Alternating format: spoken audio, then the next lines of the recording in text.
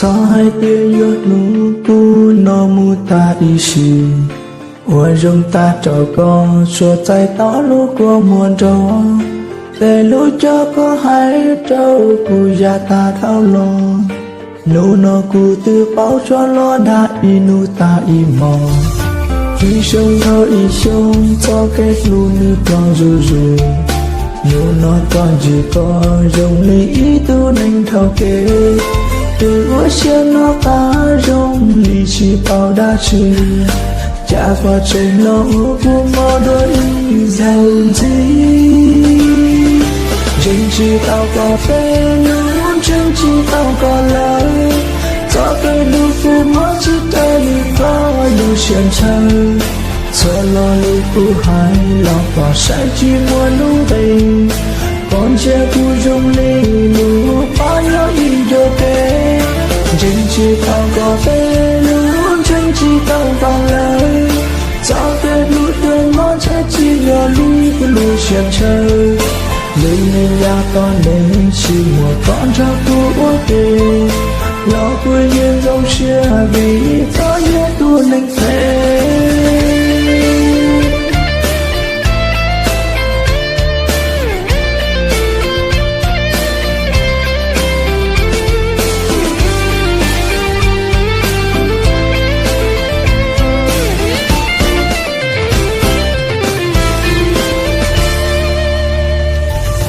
ý sông thao ý sông cho kết nối nước lo rồi rồi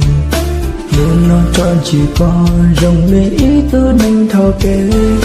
từ ngôi sen nó ta rồng đi chỉ thao đã chi chả có trên lo ua của mò đôi giàu gì chính chỉ tao có thể nói chính chỉ tao có lời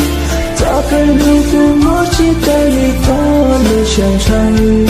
cho lo lúc cu hai nó quả sai chỉ muốn đúng tình còn chưa tu trong ly lũ bao nhiêu ý được kê nhưng chỉ tao có thể nói chẳng chỉ tao có lời lúc không mua yêu có chơi chết ở tu đi được cực nhà luôn lên nhà con để chỉ một con trâu cũ ok nó của yên trong xe vì có nhớ tu nên thế chính chỉ tao có thể lúc chính chỉ tao có lời cho cái lúc của mỗi chỉ trở đi qua đủ xiên chân cho lo lúc của hai lo có sai chỉ muốn nó tình còn chưa của trong ly đủ phá nhớ ý được kê chính chỉ tao có thể nói chẳng chỉ tao có lời cho cái lúc của nó chắc chỉ giờ ly của đủ xiên chân lúc nhìn ra con để chỉ một con trâu cũ ok lo quên yên trong xe vì có nhớ tu nên thế lúc nhìn ra con để chỉ một con trâu cũ ok